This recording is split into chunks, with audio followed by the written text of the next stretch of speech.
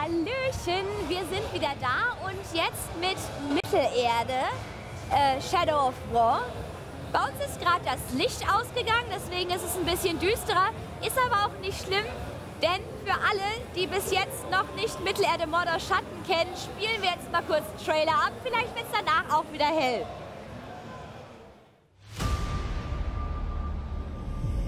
Wie viel bist du bereit zu opfern?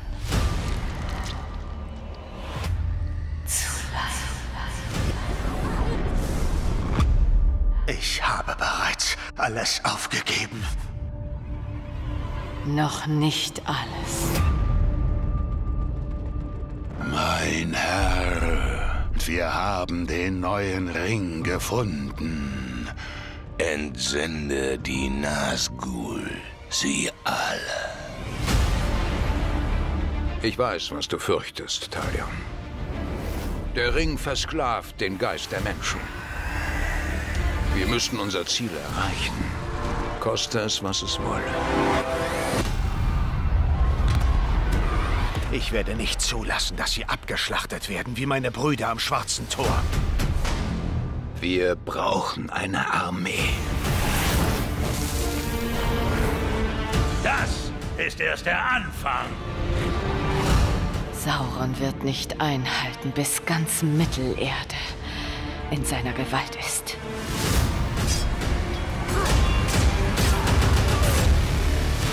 Wir ziehen dieses Land zu unserem!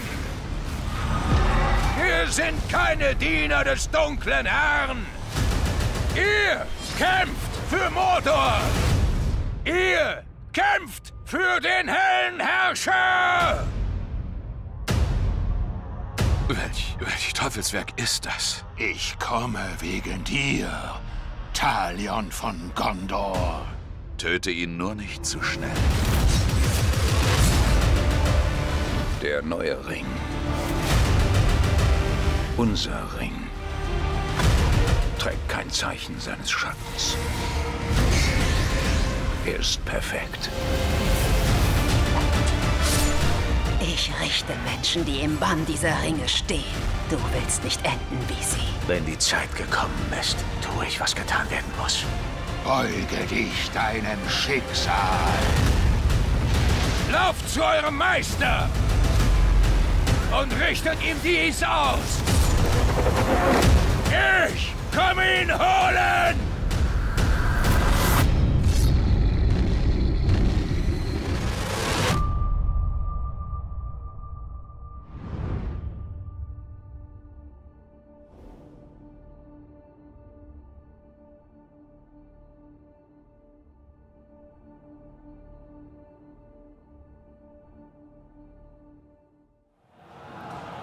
So, ihr seid geupdatet. Ich fasse nochmal zusammen.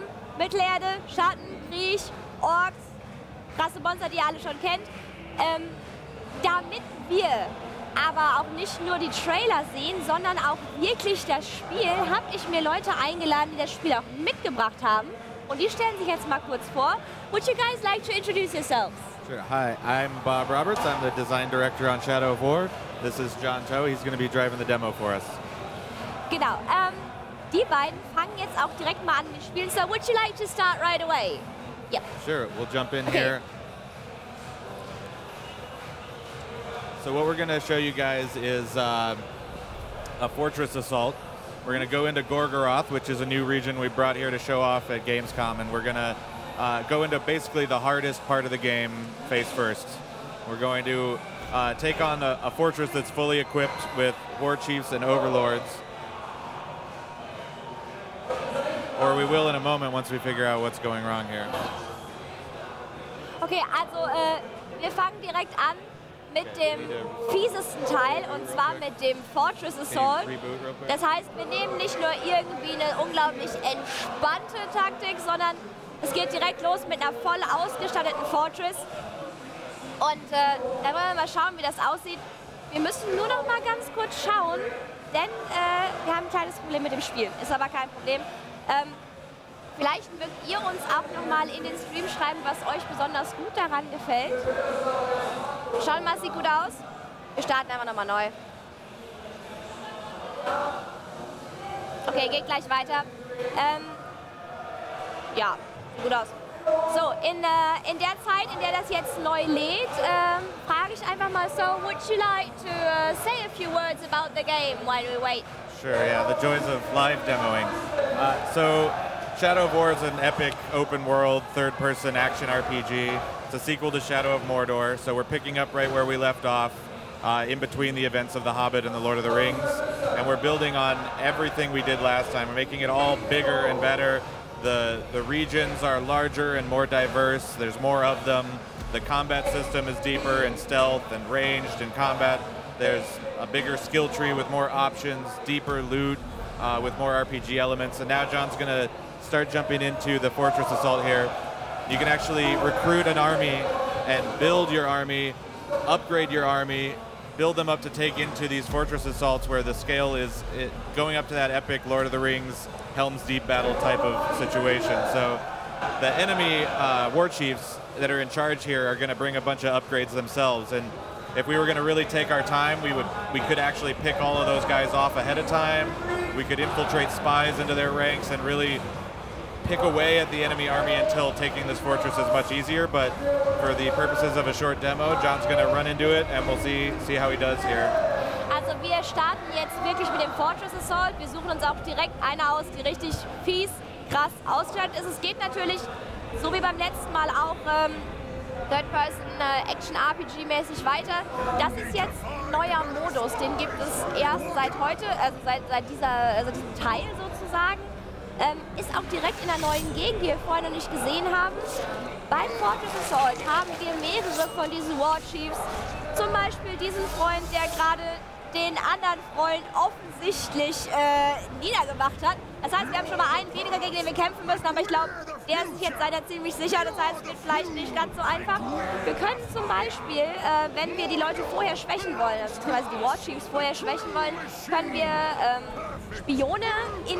mit Spionen die Festung infiltrieren. Wir können aber auch, wenn wir es hinkriegen, bevor wir die Station überhaupt angreifen, die War Chiefs einzeln rauspicken. Wenn das nicht geht, müssen wir mal angreifen. Und es ist mittlerweile so, dass sie halt mit dem neuen Spiel direkt auch einen größeren Scale sozusagen an Menschen, an Heer haben. Und die Schlachten sollen genauso episch werden wie zum Beispiel die Schlacht von Helms Klamm. Sieht man hier, man kann seine Mannschaft und sein ganzes Heer auch upgraden mit neuen Waffen, mit neuen Fähigkeiten. And so you're running through fire now. Yes. So the siege beasts here are one of these big upgrades that you could try and disable ahead of time, but the way John's going to take care of this is by weakening him and taking over the enemy siege beasts. So he can turn this thing on the enemies here, and it looks like he'll take out the other siege beasts with it first. Dieses dicke Tier, was gerade angegriffen wird auch Siege Beast genannt. Ihr seht, das ist nicht nur ein Monster, es hat auch ein Katapult auf seinem Rücken. Man kann sie vorher angreifen oder man macht das, was John jetzt gemacht hat und nutzt das Siege Beast, um die Feinde selbst damit zu schwächen und ihn nicht nur aufs Maul zu geben, sondern einfach auf den Körper, denn man sieht, die Faust von dem Siege Beast ist genauso groß wie einer von den War Chiefs. Aber offensichtlich finden die das gar nicht so lustig. So these guys are not really happy about that. Yeah. So after he shot the siege beast a couple times, he went ahead and brought him down here to fight. And all these guys are trying to protect this capture point. Now, during the assaults, you're trying to go through, defeat all the war chiefs and capture each area of the fortress before we go in and face the Overlord. Also bevor wir wirklich in die Festung gehen, gibt es verschiedene Stücke der Festung, die jeweils wieder von einem War Chief gehalten werden. Das heißt, wir müssen erstmal die schwächen und die besiegen, bevor wir in das Innere der Festung kommen und uns dem Endgegner sozusagen stellen können. Okay. So now he's reviving his buddies here. They're bleeding out on the ground there, and he can come over and get them back up and get them back in the fight. And that's one of those dynamic events that can lead to some cool Nemesis stories. And for us, the heart of the game is the Nemesis system. And so it's all about finding these dynamic relationships that can emerge from whatever interactions you happen to have with the procedural enemies and now procedural followers in the world. So if he had let one of those guys bleed out, you never know. He could have come back, cheated death, and betrayed him for being left to die. Also John war jetzt gerade sehr sozial und hat seinen Kollegen wieder wiederbelebt. Es ist aber nicht nur nett, es ist auch notwendig, denn wie ihr wisst, gab es ja auch schon im letzten Teil das Nemesis-System. Das heißt, die Leute, die ihr gegen euch aufbringt, kommen eventuell zurück und beißen euch in den Hintern, wenn ihr euren Freunden nicht helft. Und er durch irgendeinen blöden Zufall überlebt, kommt er zurück und ist richtig, richtig angepisst und dann habt ihr einen neuen Feind gemacht von jemandem, der eigentlich euer Freund war. Wie ihr jetzt seht, wir haben auch die Attacken wieder mit den Quicktime-Events, wo man zu einem bestimmten Zeitpunkt drücken muss, um die Attacke noch stärker zu machen. So we got the Quicktime-Events as well again. Yeah, so that's the last chance game there where when you get run down on health, instead of just killing you, you get one more shot to get back up and keep fighting. So these guys are putting him right to the brink. We'll see if John can stay alive here and make some progress on the fort assault, but actually death is an equally important mechanic in the game. If he dies, we'll be able to just see the loop where in most games, if you die, you rewind, start from a checkpoint. But for us, time is moving forward, and the guys that killed you are going to level up, and they'll gain new strengths, and you'll have to gather the intel about them to learn how to exploit their weaknesses and to avoid their strengths. So it's more about building these memories and these relationships that keep moving forward. So when you die, you're going to resurrect. You're an undead spirit of vengeance here, so you'll come back and be able to hunt them down to get your revenge. Also wir haben gerade hier das letzte Chance Quicktime-Event gesehen. Wir sehen, die Gesundheit ist jetzt nicht die beste. Das ist aber auch nicht schlimm, denn es geht ja sogar darum, immerhin sind wir ein untoter Rachegeist. Also sterben können wir nicht. Wenn unsere Gesundheit am Ende ist, kommen wir jetzt zurück. Allerdings, anders als bei anderen Spielen, wird bei Mittelerde ja nicht das ganze Level wieder von vorne gestartet, sondern die Zeit ist vergangen. Die Leute, die uns gekillt haben, werden stärker und leveln auf. Und bei uns und unserem Rachegeist geht es ja vor allen Dingen darum, zu lernen, was die Schwächen unserer Gegner sind, damit wir sie gegen sie einsetzen können. Das heißt, wir lernen, wir sterben vielleicht, aber wir kommen wieder und dann gibt es richtig auf die Nase. Okay. So, while we're talking there, John just dominated one of the weakened enemy captains and recruited him in the moment, flipped him, so he's building his army as he goes through the fort assault, in fact, here. Okay, ich weiß nicht, ob ihr es gerade gesehen habt, aber wer das Spiel noch nicht kennt, man kann andere Feinde dominieren. Das ist das, wo er ihm gerade so an den Kopf gefasst hat. Das geht auch mitten in der Schlacht. Das Gute daran ist, dass man sozusagen in der Schlacht im feindlichen Gebiet seine Armee weiterbaut. Wir haben jetzt gerade den Point gecaptured und wir haben nicht nur dieses Stückchen von der Festung jetzt für uns eingenommen, sondern wir haben auch einen von den feindlichen War Chiefs für uns eingenommen. Das heißt, er und seine Kollegen kämpfen jetzt für uns. So we just captured one part of the fortress. So we just captured one part of the fortress now. That's right, yeah. So he's moving on to Victory Point C here, where he's got another follower who moved ahead, is trying to do some work himself, but it's always dangerous in these huge battles. If you haven't done much preparation work, you can lose your guys. And he just blew up a barrel here. Another dynamic sandbox element that we've added here. The fire this time will start spreading on its own, but also you have poison as an element in the game, and if the poison meets the fire, it'll create this more deadly green balefire.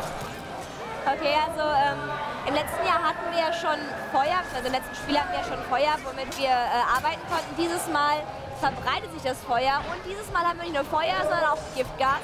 Wenn Feuer und Giftgas aufeinandertreffen, haben wir tödliches grünes Feuer und das lässt sich natürlich einsetzen, wenn wir vorher wissen, wo die Pulverfässer stehen, um unseren Feind den Garaus zu machen. Wir müssen da nur aufpassen, weil Feuer tut jedem weh, das wäre dann ein bisschen bitter. Aber wir haben gerade einen von unseren Feral Trackern ausgeschaltet, das heißt, der kommt schon mal nicht mehr hinter uns her. So we just got rid of one tracker. He's not gonna come after us anymore. Well, probably not. But you never know. I mean, we're trying to build these dynamic procedural supervillains here, and one of the best things for a supervillain to do is to seem like he was defeated, but cheat death with some, you know, immovable scar that you've brought upon him and build that relationship. So a lot of these guys, you know, if you do something especially nasty to them, like burn them to death or poison them to death, there's a chance that they can come back all burned up and scarred and ready to take their vengeance on you. Also wie es sich für Bösewichte gehört, heißt ein einfacher Tod nicht, dass sie auch wirklich tot sind. Sie könnten immer noch auf eine fiese Art und Weise überlebt haben. Und Je nachdem, wie wir sie dann getötet haben, bringen sie das auch wieder mit zurück. Das bedeutet, wenn wir sie zum Beispiel verbrannt haben, kommen sie verbrannt und richtig, richtig sauer zurück.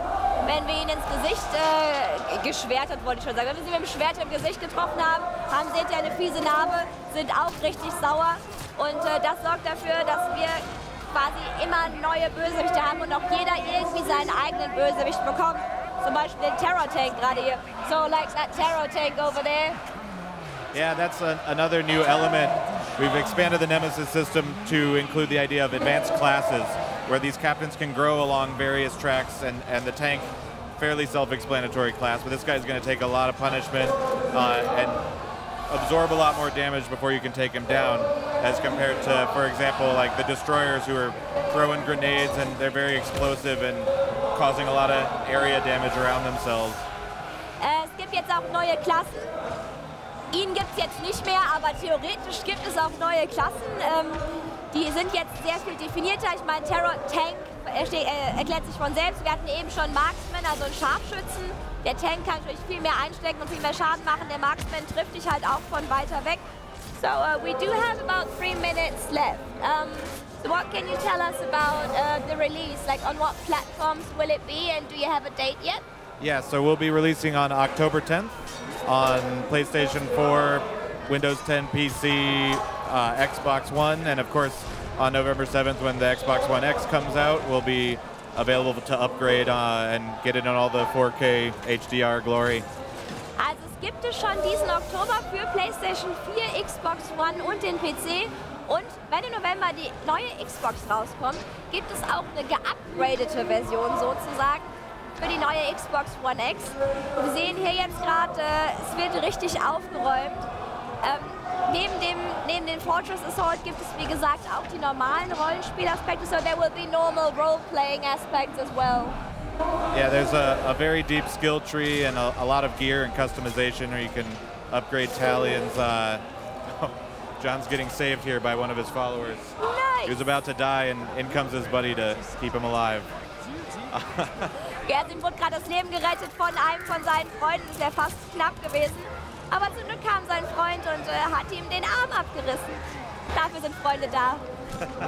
Okay, that's what friends are for, right? Exactly. Yeah. So, es gibt natürlich auch ganz normal wieder Skill-Trees. Ihr könnt eure Waffen customizen, ihr könnt eure Waffen upgraden.